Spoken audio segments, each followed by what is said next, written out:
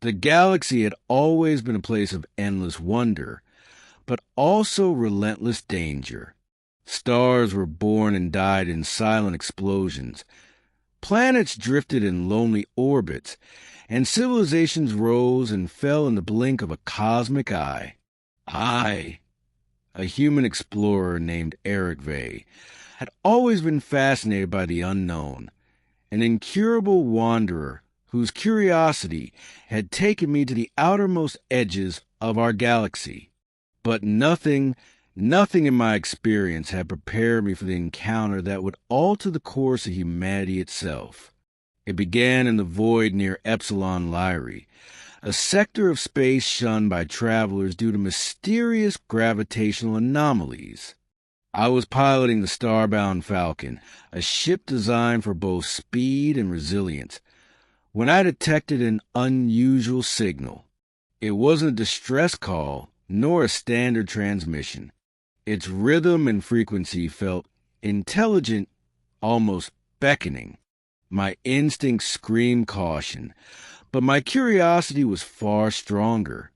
I traced the signal to a massive structure, floating like a black jewel against the backdrop of the nebula, a fortress of unknown origin, ancient and yet seemingly alive. Docking at the station was no trivial matter. Its magnetic fields twisted my ship, forcing me to navigate a labyrinth of invisible currents. Yet, when I finally entered the main chamber, I realized I was not alone. She was there, the alien queen. Her presence was impossible to describe in human terms. She was both terrifying and mesmerizing, standing nearly 3 meters tall, her body a shimmering synthesis of organic elegance and bioluminescent armor. Her eyes, multifaceted like polished obsidian, bore into me as if reading every memory, every secret I had ever held. Her voice, when she spoke, resonated like the low hum of a planet's core. "Human," she said, her tone both command and curiosity. "You dare step into the heart of my domain." I'm an explorer," I stammered, feeling the gravity of her gaze like a physical force. I didn't mean to intrude. She studied me for a long moment. Then, to my shock, her expression softened. Few humans have ever made it this far. Fewer still have survived my wards. You are different. I realized then that this encounter wasn't about diplomacy or conquest. It was about something far deeper, far stranger. The alien queen's name was Zalara, and she ruled a civilization that had spanned millennia. Her species, the Illyrians, had mastered the art of interstellar manipulation, blending biology and technology in ways that humans could scarcely comprehend. Their society had evolved beyond war, beyond petty territorial disputes. But Zalara was unique even among her kind. She carried a burden, an unspoken desire that she had hidden for centuries. Over the days I spent aboard her fortress, I learned of her world, her people, and her secrets. She spoke of the void not as a distance between stars, but as a living entity, a canvas upon which destinies were painted. And then one evening, as we floated near a nebula whose colors danced like liquid fire, she confessed something that shook me to my core. "I can bear your child, human," she said, her voice uncharacteristically hesitant, almost vulnerable. "I have the ability, through genetic fusion, to create life that bridges our species, life that could change the fate of both our worlds." The words hung in the chamber like a physical weight. My mind raced. You mean a hybrid?" I asked, struggling to process the enormity of her revelation. "Yes," she whispered, stepping closer. The luminescent patterns along her arms pulsed softly. "A child born a human, an Illyrian DNA. one who could survive in the harshest environments, one who could inherit both our strengths and our wisdom. I wanted to speak, to protest, to ask 100 questions at once. Instead, I could only stare at her, realizing that this wasn't just science or curiosity, it was destiny. The days turned into weeks as Zalara and I navigated complexities of our collaboration. The process she described was delicate and profound. Unlike human reproduction, it wasn't merely biological. It required a symbiotic merging of consciousness, a synchronization of thought, memory, and genetic essence. In human terms, it was like combining two entire beings into a single entity, a miraculous act that bordered on the divine. Yet there were risks. Zalara had not undertaken this before, and any misalignment could be catastrophic. For her, for me, for the child. We began a ritual of preparation, traveling together through simulated environments, learning to communicate not just through language, but through thought, emotion, and instinct. In those moments, I saw another side of her, a side no human had ever witnessed. She was not merely a queen. She was a being capable of tenderness, humor, and even doubt. And yet, not all was peaceful. News reached me from the human colonies. The Alliance had detected unusual energy signatures near Epsilon Lyrae. They sent a fleet, expecting to confront an alien threat. Meanwhile, within Zalara's own civilization, there were factions who opposed the creation of a hybrid. They saw it as a violation of sacred laws, a contamination of their lineage.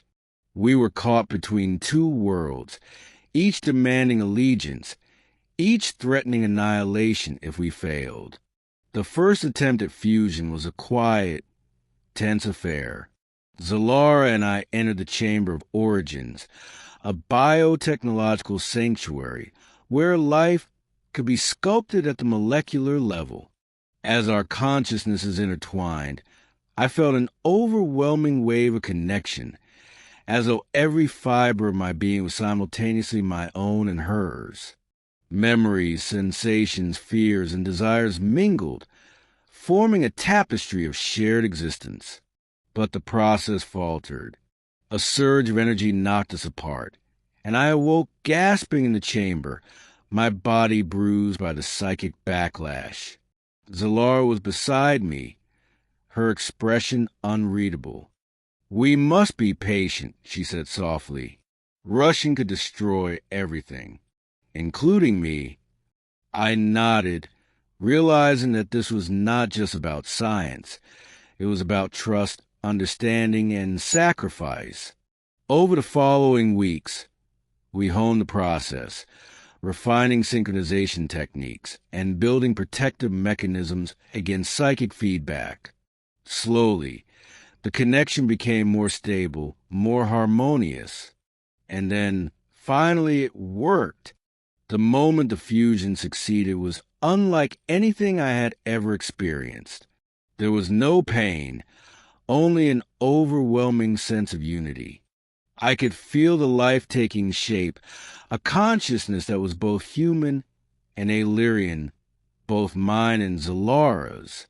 The child, still in gestation, pulsed with radiant energy, a promise of a future that neither species had dared to imagine. Zalara smiled, a rare, genuine expression that softened the sharp angles of her alien features. "Our child," she whispered. "It will be the bridge between our worlds. The hope that neither humans nor Illyrians have known for millennia." I wanted to laugh, to cry, to embrace her, but words failed me. Instead, I touched her hand, feeling the warmth of a bond that transcended species, culture, and even time itself. Yet, destiny is never simple. The human alliance fleet arrived, weapons charged, suspicion and fear written on every face. Simultaneously, A faction of radical Illyrians infiltrated the fortress, determined to stop what they called the abomination. I stood with Zalara as two worlds threatened to ignite around us, realizing that the survival of our child depended not just on biology, but on diplomacy, courage, and unyielding resolve. I spoke to the Alliance commanders, explaining the nature of the child, appealing to reason and compassion. Simultaneously, Zalara confronted the descending Illyrians, showing them potential for unity, for strength beyond prejudice. The confrontation was tense, teetering on the edge of war, but slowly, understanding began to dawn. The humans saw the promise in the hybrid child, and the radicals saw the wisdom in her vision. In the end, neither violence nor fear triumphed. Instead, a fragile peace emerged, a recognition that something new and beautiful was being born, a symbol of hope across the stars. Months passed. The gestation period for the hybrid was unlike any human pregnancy, blending biological, psychic, and technological processes. I watched as Zalara's body glowed with life energy, her strength waning and waxing with the rhythms of creation. I stayed by her side, offering comfort, protection, and whatever humanity I could provide. Finally, the day came. The chamber of origin shimmered with golden light as the child emerged, a perfect fusion of human and Illyrian, radiant and alive. Its eyes held both curiosity and wisdom, a reflection of the cosmos itself. Zalara held the child close, tears shimmering in her multifaceted eyes. "It is beautiful," I whispered, my voice thick with emotion. "It is more than beautiful," she said, turning to me. "It is the future. Our future." In the months that followed, the child became a bridge between worlds. Humans and Illyrians began tentative collaborations, sharing knowledge, culture, and technology in ways previously unimaginable.